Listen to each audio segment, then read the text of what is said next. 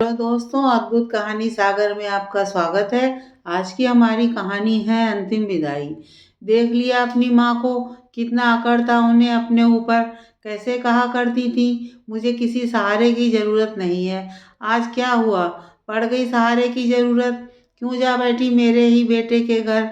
रत्ना पति से गुस्से में बोले जा रही थी।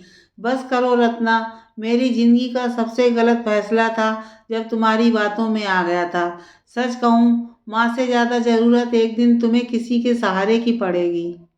और अगर मैं जिंदा रहा तो ज़रूर साथ दूंगा, पर नहीं रहने पर कौन सहारा देगा नहीं कह सकता।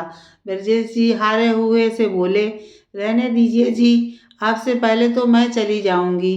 रत्ना जी ने कहा। ब्रजेश जी बिना कुछ कहे उठे और बाहर बरामदे में जा बैठे। अपनी लाचारी पर वो फपक कर रो पड़े।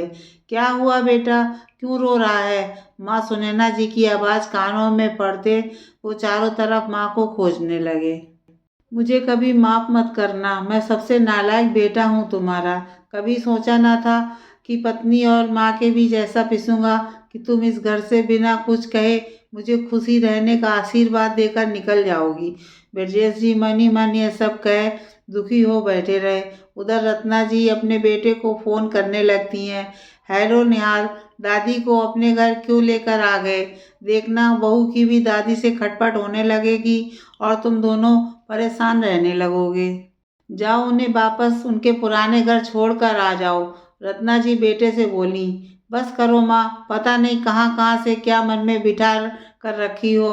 पापा को सालों से दुखी करके रखी हो। तुम्हें क्या लगता वो तुम्हारे साथ बहुत खुश हैं। नहीं माँ, दादी के साथ तुमने सही नहीं किया। किसी की मजबूरी का फायदा उठाकर तुम्हें लग रहा होगा खुशी मिल गई, पर तुम्हारी वो खुशी अकेले की है। ना पापा खुश हैं ना मैं ही। सोचो कभी कल को ऐसा कुछ तुम्हारे साथ हुआ तो तुम्हें किसका सहारा चाहिए होगा। निहाल कहकर फोन रख दिया। उधर ब्रजेश जी को ना जाने क्यों रह रह कर रत्ना जी पर जितना गुस्सा आता उतना ही बेटे पर प्यार और खुद पर खींचे। कितनी खुश थी सुनैना जी जब रत्ना को बहू बनाकर लाई थी, पर बहू रत्ना को सास ससुर का साथ नहीं भा रहा था। वो ब्रजेश जी से कहीं अलग चलकर रहने की बोलती रहती। हार कर ब्रजेश जी को उनकी माँ ने कहा, बेटा हर दिन के कलेश से अच्छा है तुम दोनों शांति से कहीं रहो। हम यहाँ अपने घर में रहेंगे, तुम लोग आते जाते रहना। भारी मन से ब्रजेश जी माता पिता को छोड़कर जाने को तैयार हुए थे। माँ ने साथ ही ये भी कहा, बेटा हमें किसी सहारे की जरूरत नहीं है, बस बेटा बहू सम्मान करें यही चाहिए। शायद दूर रहकर वो सम्मान बना रहे। बहू को तेरे साथ और सहारे की जरूरत है, तू वो निभा। समय गुजरने लगा था। इधर निहाल का जन्म हुआ और उसकी परवरिश में रत्ना को दिन में तारे नजर आने लगे थे।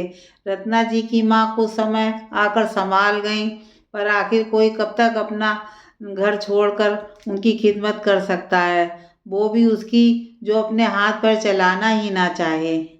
रत्ना जी हार कर एक दिन ब्रजेश जी से बोली, सासू माँ को कहिए ना आकर निहाल की देखभाल कर दें, मुझसे अकेले नहीं संभाला जा रहा।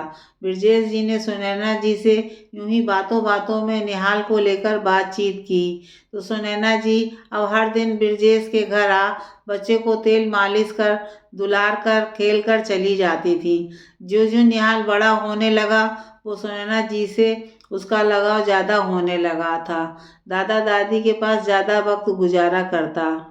ये सब रत्ना जी को सहन नहीं हो रहा था, पर जानती थी निहाल अब बड़ा हो रहा है। उसका कुछ कहना शायद निहाल को अच्छा ना लगे और वो उन्हें ही कुछ उल्टा सीधा ना समझाने लगे। ये देखते हुए उसे शहर के बाहर पढ़ाई करने हॉस्टल में डाल दिया, पर निहाल को लगाव ज्यों का त्यों बना रहा। निहाल हॉस्टल में ही था जब अचानक दादाजी की मृत्यु की खबर सुनी। वो घर आया और दादी को जबरदस्ती अपने साथ ब्रजेश जी के घर ले आया। रत्ना जी जो खुली छूट लिए घूमती रहती थी, सुनैना जी का आना जरा न सुहाता। ना ठीक से खाने को देती ना बात करती। ब्रजेश जी माँ की हालत देख रोज आते, उसका हाथ पकड़कर घंटों बैठे रहते। पति के चले जाने का गम वही समझ सकता है जिसने अपना सहारा खो दिया हो। सुनैना जी को बेटा सहारा देना चाहता था, पर रत्ना जी की किचकिच से वो अब घर पर कम ही रहता। सुबह का निकला, रात को आता, खाना खाता, सो जाता। एक दिन रत्ना जी गुस्से में बोली, जब से माँ यहाँ आई है तुम उनकी परवाह में पत्नी की परवाह करना भूल गए हो। वो यहाँ नहीं थी तो कम से कम तुम मुझसे बातें किया करते थे। उनके आने से हमारे बीच दूरियां आ गई हैं। इससे अच्छा तो वो वहीं अकेले रहती, मेरी जिंदगी तो तबाह ना होती।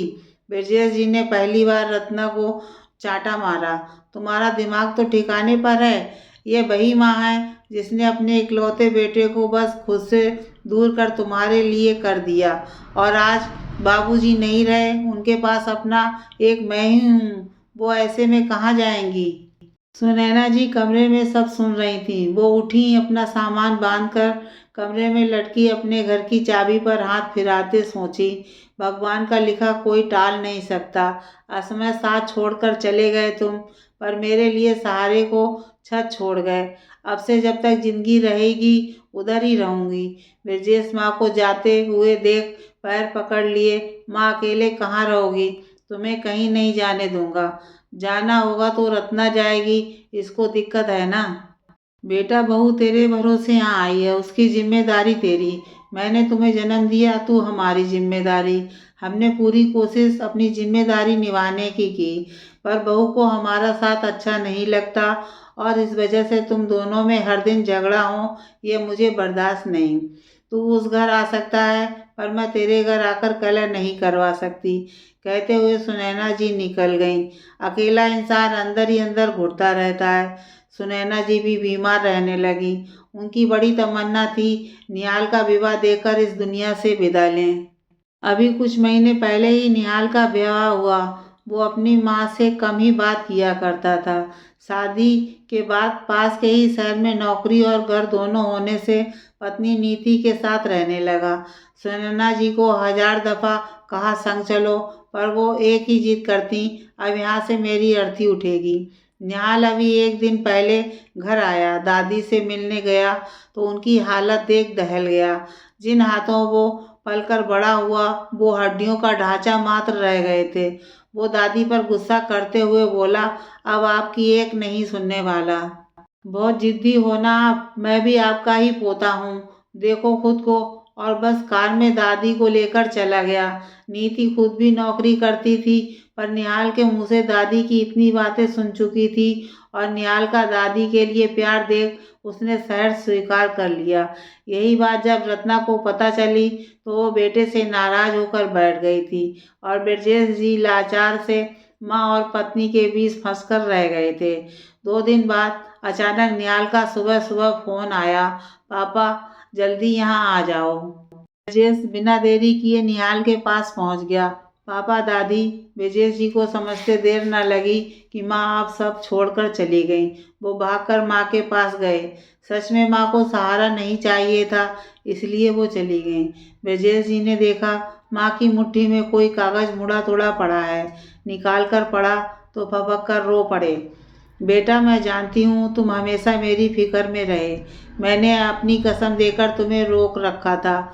बहू के लिए कभी माँ की ज़्यादा परवाह मत करना। बेटा एक औरत अपना सब पति के लिए छोड़कर आती है।